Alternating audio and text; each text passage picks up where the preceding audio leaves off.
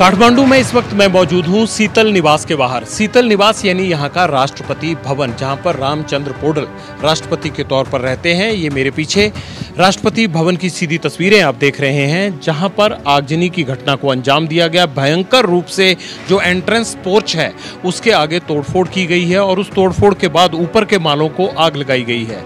आंदोलन की आग यहां तक भी पहुंची थी। युवाओं ने 24 घंटे पहले यहां भी हमला बोला और हमला होने के बाद ऊपर तक राष्ट्रपति भवन में तोड़फोड़ करने के लिए पहुंच गए और उन युवाओं ने जो गुस्सा था सरकार के प्रति वो राष्ट्रपति भवन पर भी निकला है। आप ऊपर जो टॉप माला देख रहे हैं वहां पर छत के लिए जो ऊपर से फसाड लगाया गया था वो सारा तहस नहस होकर नीचे गिर गया है। आगजनी की लपटें जिस तरह से बाहर निकली वो सारी दीवारों पर इस ऐतिहासिक राष्ट्रपति भवन पर अब भी अपनी बुरी यादों के निशान के तौर पर काबिज हैं। और ये काली स्याह दीवारें इस बात का संकेत हैं कि राष्ट्रपति भवन में यहाँ के आवाम को यकीन नहीं रहा।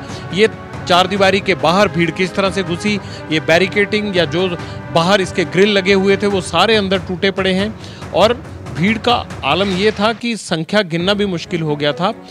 हजारों की संख्या में लोग थे, अंदर प्रांगण में घुसे। प्रांगण में घुसने के बाद जो है वो इस राष्ट्रपति भवन को, जो कि एक ऐतिहासिक धरोहर माना जाता था नेपाल की, उसको नुकसान पहुंचाया गया है। लेकिन जब जनता कायदे कानून को अपने हाथ में ले लेती है, जब सरकार, सेना और प्रशासन का कोई डर खतरा बाकी नहीं रहता, तो उसके बाद इसी तरह के हालात बनते हैं। तो जनता जब सड़कों पर थी तो उसके बाद ये शीतल निवास भी आग की फेंट चढ़ गया। कैमरामैन मान के साथ जगविंदर पटियाल, एबीपी न्यूज, काठमांडू, नेपाल।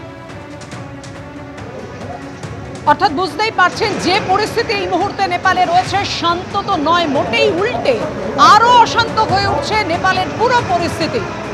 এই মুহূর্তে আপনাদের সামনে রেখেছি রাষ্ট্রপতির বাসভবন কিভাবে পুড়ে ছাই হয়ে গিয়েছে গণবিদ্রোহের জেরে। দেখুন, জনরোষে একেবারে ছাটকার গণতন্ত্রের পীঠস্থান রাষ্ট্রপতির বাসভবন।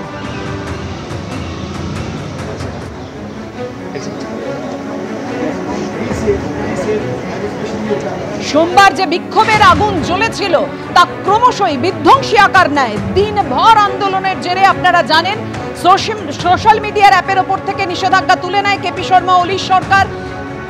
প্রধানমন্ত্রী পদত্যাগ করার পর শান্ত হয়নি মোটেও নেপাল। শ্রীলঙ্কা, বাংলাদেশের মতোই আরেক প্রতিবেশী রাষ্ট্র নেপালেও অশান্ত নেপাল। পুড়ছে নেপালের ঐতিহ্যশালী সিংহ দরবার, সেই ছবি আপনাদের সামনে রেখেছি। পাশাপাশি দুটি ছবি দেখুন।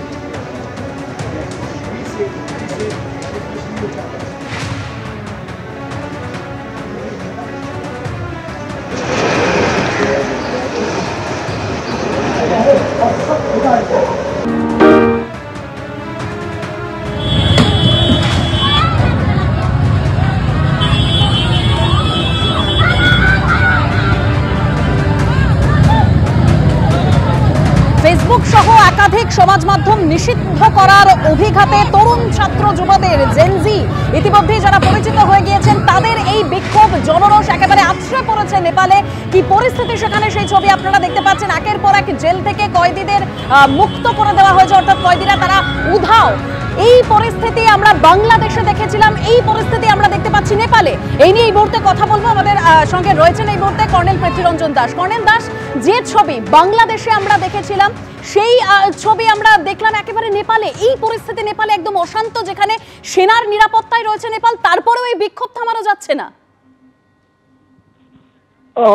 দেখুন, সেনার নিয়ন্ত্রণে রয়েছে নেপাল, এটা ঠিকই, কিন্তু কিছু কর্তব্য, কিছু কাজ পুলিশকে করতে হবে। কারণ পুলিশ যদি সেখানে হাত গুটিয়ে বসে থাকে, যেটা শোনা যাচ্ছে যে পুলিশ সম্পূর্ণ উড্রল হয়ে গেছে, তাহলে সেনার পক্ষে সব জায়গায় গিয়ে তো পুলিশি কাজ করাটা সম্ভব না। এইটা একটা অত্যন্ত চ্যালেঞ্জিং কাজ নেপাল আর্মির।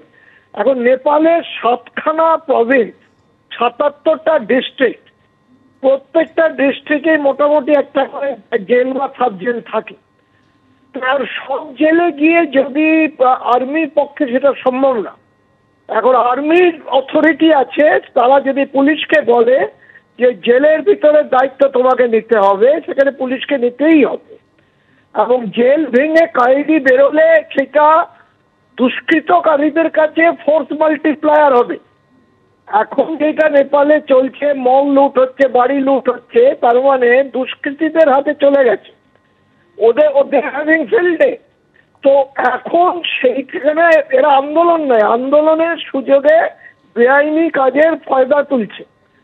তো এইসব দুষ্কৃতিকে যদি নিয়ন্ত্রণ করতে হয়, প্রথমে হচ্ছে জেল থেকে যেসব ক্রিমিনালগুলি আছে তারা যেন না বেরোয়, এবং তারা যদি বেরোয়, যেমন নেপালের আভ্যন্তরীণ একটা সমস্যা, হয়তো বর্ডার ক্রস করে ভারতের দিকে আসার চেষ্টা করবে। তবে সেই ক্ষেত্রে জেলগুলিকে একদম সম্পূর্ণ নিরাপত্তা দিয়ে রাখতে হবে পুলিশ বাহিনীকে দিয়ে, এবং আর্মি জেলের ভিতরে ডিউটি দেওয়াটা সোজা, কারণ জেলের থেকে এন্ট্রি এক্সিট গেট ভীষণ সীমিত, চারদিকে দেওয়াল থাকে, জেলের নিজস্ব স্টাফ থাকে। হয়তো জেলের যারা স্টাফ রয়েছে তাদের ক্রিমিনালরা ওভার পাওয়ার করছে, ওরা হয়তো কনফিডেন্স পাচ্ছে না ওদের সঙ্গে লড়াই করতে। এই একটা জিনিস যেটা প্রশাসনিক ব্যাপার, আমার মনে হয় আগামী ৪৮ ঘন্টার মধ্যে সেনাবাহিনী এটাকে আয়ত্তে আনতে পারবে। ধন্যবাদ আপনাকে। আমরা কথা বলছিলাম কর্নেল পৃথ্বীরঞ্জন দাসের সঙ্গে। বুঝতেই পারছেন যে উদ্বেগের জায়গাটা কোথায়, আতঙ্কের জায়গাটা কোথায়। ঠিক মনে পড়ে যাচ্ছে বাংলাদেশের কথা, কারণ নেপালে যেভাবে জেল ভেঙে কয়েদিরা পালানোর চেষ্টা করে, কোথাও কোথাও জেল ভেঙে পালিয়ে যায়, কোথাও কয়েদিদের যখন পালানোর চেষ্টা করে একেবারে সেনা বন্দুক তাক করে থাকে জেলের মূল ফটকের দিকে। বীরগঞ্জে যখন জেল ভাঙার চেষ্টা করে কয়েদিরা, জেলের ভেতর থেকে পড় পড় গুলির শব্দ শোনা যায়।